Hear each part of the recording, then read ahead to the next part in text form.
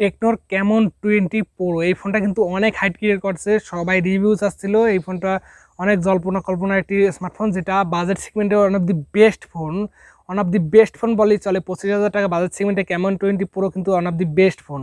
তো সেইখানে ক্যামন 20 একটি মানে লোয়ার ভেরিয়েন্ট, যেটা মানে আপনাদের আন্ডারে মানে আপনাদের বাজেট সেগমেন্টের ভিতরে, তো সেই ফোনটা কিন্তু আজকে রিভিউ করতে চলেছে। তো চলুন দেখে নেওয়া যাক যে এই ফোনটাতে কী কী থাকছে। তার আগে আমার ইন্ট্রোডাকশন দিয়ে নিই। Hey everyone, welcome to ABTechnews। আর আজকে আপনাদের সামনে রয়েছে আমি অনুপম, আর আপনারা দেখছেন ABTechnews। তাহলে অবশ্যই ভিডিওটাতে একটা লাইক দিবেন এবং চ্যানেলে যদি নতুন হয়ে থাকেন তাহলে অবশ্যই সাবস্ক্রাইব করে দিয়ে পাশে থাকবেন।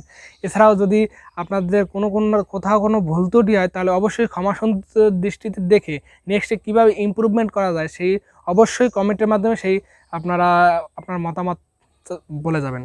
তো চলুন দেখে নেওয়া যাক যে এই যে ক্যামন 20 এই ফোনটাতে কী কী থাকছে। তো সেম কনফিগারেশনে প্রায় সেমই দেখতে। তো চলুন না দেখে নেওয়া যাক যে এর বডি ফ্রেমে কী থাকছে। এর বডি ফ্রেমে থাকছে আপনার 8.5 মিলিমিটার থিকনেস আগেটার মতন, এবং 186 গ্রামের আশেপাশে ওজন। এছাড়াও IP53 water and dust resistant. এছাড়াও থাকছে আপনার ডুয়েল সিম কার্ডের স্লট, এই তো থাকছে বডি ফ্রেমে। এবং আপনার ডায়মন্ড কাট ডিজাইন থাকছে, যেটা বেশ ভালো মানের এই বাজার সেগমেন্টে দেখতে লাগছে। এছাড়াও যদি দেখেন যে ভালো মানের কালার থাকছে দুইটা, তো একটা ব্লু আর একটা আপনার একটা গ্রিন কালার, আর একটা হচ্ছে আপনার ব্ল্যাক কালার। তো ব্ল্যাক কালারটা কিন্তু ভালো লাগছে, আবার গ্রিন কালারটাও ভালো লাগছে। দুইটা কালারে কিন্তু বেশ ভালো মানের ডায়মন্ড কাট ডিজাইন, যেটা কিন্তু বেশ ভালো মানের ডিজাইনটা লাগছে। এছাড়াও যদি দেখেন যে ব্যাক সাইডের কথা তো বাদ দিলাম, দুইটা ক্যামেরা সেন্সর থাকছে এবং রিং লাইট ফ্ল্যাশের সাপোর্টও থাকছে এখানে কিন্তু, যেটা বেশ ভালো মানে দেখতে লাগছে। এছাড়াও যদি দেখেন যে এখানে AMOLED টাচ স্ক্রিন যেটা থাকছে আপনার 16 কালার্সের একটি ডিসপ্লে, যার সাইজ আছে 6.67 ইঞ্চির একটি ডিসপ্লে, যেটা 87.0% স্ক্রিন টু বডি রেশিও একটি সিন বেজেল নেই এমন একটি ডিসপ্লে, যেটা কার্ভ ডিসপ্লের মতো মনে হবে। এখানে সিন বেজেল ছাড়া একটা ডিসপ্লে বলে চলে। তো এতটা মানে বেজেললেস ডিসপ্লে, যেটা আপনার দেখে পছন্দ অবশ্য হবেই হবে।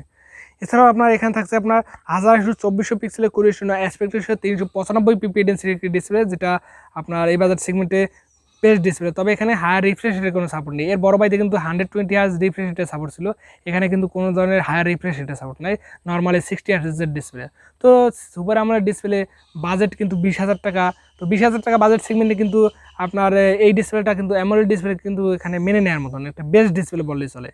এছাড়াও আপনার যদি দেখেন যে এখানে অ্যান্ড্রয়েড 13 এবং XOS 13 হচ্ছে আপনারা বাগভালো পেয়ে যাবেন, তবে আপনারা কাস্টমাইজ করে আপনাদের নিজেদের মতন করে নিতে পারবেন, এটা কিন্তু আপনাদের একটা ভালো দিক থাকছে। এছাড়াও আপনার মিডিয়াটেকের হেলিও G85 প্রসেসর রয়েছে, আগেরটা ছিল G99 প্রসেসর, এটা G85। তো এটা কিন্তু ডাউনগ্রেডেড একটু প্রসেসর, তবে এই বাজার সেগমেন্টে এই প্রসেসরটা মেনে নেওয়ার মতন। এছাড়াও আপনার এখানে যদি দেখা যায় যে র্যাম থাকছে 8GB এবং 8GB ভার্চুয়াল র্যাম এবং 256GB ইন্টারনাল রোম ভেরিয়েন্টের সাপোর্ট থাকছে। তো এই বাজার সেগমেন্টে স্টোরেজের প্যারা নাই বললেই চলে, কারণ 256GB র্যাম মানে রোম, এটা কিন্তু অনেক কিছুই থাকছে। এছাড়াও আপনার 16GB র্যাম থাকছে। এখানে গেমিংয়ের জন্য যদি বলেন যে গেমিংটা কেমন হবে, তো এখানে গেমিংটা কিন্তু খুব ভালো হচ্ছে, কারণ 8GB আপনার প্রপার র্যাম যেটা থাকছে 8GB। তো এই 8GBর সাথে যদি আপনি গেমিং করেন, যেমন পাবজি, ফ্রি ফায়ার, অ্যাসফল্ট 9 সকল গেমগুলো কিন্তু আপনারা মোটামুটি রান করতে পারবেন 30 FPS সাথে। তো এটা কিন্তু নো ল্যাগিংসের সাথে আপনারা গেম প্লে করতে পারবেন। এছাড়াও যদি দেখেন যে এখানে যদি বলেন যে এর আপনার আন্তত বেঞ্চমার্ক স্কোরটা কেমন, তো G85 প্রসেসরটা কিন্তু বহু পরীক্ষিত প্রসেসর। তো এই প্রসেসরটার আন্তত বেঞ্চমার্ক স্কোর প্রায় আপনার 1,80,000-এর মতন এর আন্তত বেঞ্চমার্ক স্কোর, যেটা এই বাজেট সেগমেন্টে কিন্তু বেস্ট ভালো মানেরই বলে চলে। কারণ এই বাজেট সেগমেন্টে এর থেকে বেশ ভালো মানের প্রসেসর পেয়ে যাবেন। তারপরে কিন্তু এখানে সুপার AMOLED ডিসপ্লে, এছাড়াও আপনার 8/256GB র্যাম রম এবং এরকম কিন্তু সেটআপ আপনারা পাবেন না। এছাড়া ক্যামেরা সেটআপটা কিন্তু ভালো মানের থাকছে। তো চলুন দেখে নেওয়া যাক যে এর ক্যামেরাতে কী থাকছে। এখানে 64 মেগাপিক্সেলের একটি মেইন সেন্সর আছে এবং 2 মেগাপিক্সেলের একটি আজাইরা জাতীয় সেন্সর, যেটা ডেপথ সেন্সর, সেটা থাকছে। এছাড়াও QVGA লেন্স থাকছে। এই দুইটা বাদ রেখে যদি দেখা যায় 64 মেগাপিক্সেলের ক্যামেরা সেটআপটা কেমন হবে, তো আগের ফোনটার মতন সেম ক্যামেরা সেটআপ। তো ক্যামেরা কোনো ধরনের কোনো প্যারা খাইতে হবে না। এই বাজার সেগমেন্টে আমি বলবো বেস্ট ক্যামেরা সেটআপ বললেই চলে। আগেরটা আপনারা মানে ওকে সেটআপ ছিল, মানে ঠিকঠাক, আর এখানে কিন্তু বেস্ট ক্যামেরা দাম আপনারা এখানে পেয়ে যাবেন। এছাড়াও 32 মেগাপিক্সেলের সেলফি ক্যামেরা পেয়ে যাবেন এখানে, কিন্তু এই বাজার সেগমেন্টে কিন্তু 32 মেগাপিক্সেলের সেলফি ক্যামেরা কোনো বাজেট মানে কোনো ফোনই প্রোভাইড করতেছে না। তো এই বাজার সেগমেন্টে কিন্তু এইটা পেয়ে যাবেন, one of the best camera মানে সেন্সর বললেই চলে। এছাড়াও এখানে 2K 30 fps সর্বোচ্চ ভিডিও রেকর্ডিং সাপোর্ট পেয়ে যাবেন দুই সাইডেই, ফ্রন্ট এবং ব্যাক সাইডে, এটা নিয়ে কোনো প্যারা নাই। এছাড়াও আপনার ডুয়েল স্টোরেজ স্পিকার সাপোর্ট পেয়ে যাবেন এবং 3M জ্যাকের সাপোর্ট পেয়ে যাবেন। এছাড়াও FM রেডিও সাপোর্ট পেয়ে যাবেন, OTG সাপোর্ট পাবেন, Type-C পোর্ট, এছাড়াও ডুয়েল ব্যান্ডের হটস্পট সাপোর্টেড, Wi-Fi 6 এর সাপোর্ট পেয়ে যাবেন, GPS NFC সাপোর্ট থাকছে। এছাড়াও ফিঙ্গারপ্রিন্ট সেন্সর থাকছে যেটা আন্ডার ডিসপ্লে। তো এই বাজেট সেগমেন্টে যদি বলা হয় যে 20,000 টাকা বাজেট সেগমেন্টে কোনো ফোনে কি আন্ডার ডিসপ্লে মানে ফিঙ্গারপ্রিন্ট সেন্সর আছে? কোনো ফোনে নেই। 20,000 টাকা বাজেট সেগমেন্টে one of the best phone এইটা, একমাত্র ফোন যেটাতে থাকছে আপনার under display optical fingerprint sensor এবং সুপার অ্যামোলেড ডিসপ্লে, যেটা কিন্তু বেশ ভালো মানের সেন্সর এবং আপনার বেশ ভালো মানের একটি ডিসপ্লে, কালার ক্যালিব্রেশনের দিক থেকে বেশ ভালো মানের। তো আমি বলবো এই বাজেট সেগমেন্টে কিন্তু ওয়ান অফ দি বেস্ট আপনার মানে ভালো একটি ফোন হতে চলছে। এছাড়াও 5000 mAh ব্যাটারির সাথে 33 ওয়াটের ফাস্ট চার্জার, আর এই চার্জারটা দিয়ে আপনার 1.5 ঘন্টার মতন এই ফোনটাকে চার্জ করতে লাগবে। এটা একটু আপনার পিডিএস চার্জার, যেটা একটু স্লো চার্জিংয়ে হয়, যেটা ফোনের ব্যাটারিকে একটু ভালো রাখার চেষ্টা করে, এই জন্য কি এই চার্জারটা ব্যবহার করা হয়েছে। এছাড়াও যদি দেখেন যে এখানে কালার হিসেবে থাকছে ব্ল্যাক এবং আপনার ব্লু, আগেই আপনাদের বলছি দুইটা কালার ভ্যারিয়েন্টে থাকবে। তো ওভারঅল কিন্তু বেস্ট আপনার একটি সেটআপ হতে পারে, কারণ এই বাজার সেগমেন্টে অলরাউন্ডার প্যাকেজ পাওয়া যায় না।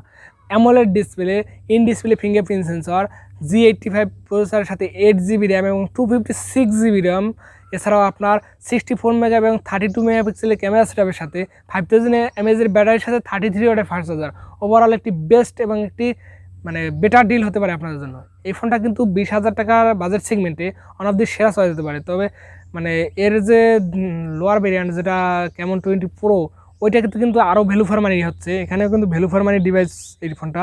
তো ওটাও কিন্তু ভ্যালু ফর মানি ডিভাইস, কারণ ওখানে আপনারা পাচ্ছেন 120 হার্জের অ্যামোলেড ডিসপ্লে, এছাড়াও মানে ওই একটাই দিকই বেশি থাকছে, আর মিডিয়াটেকের G99 প্রসেসর, এর জন্যই আপনার ওই ফোনটা আরও ভ্যালু ফর মানি ডিভাইস হতে পারে।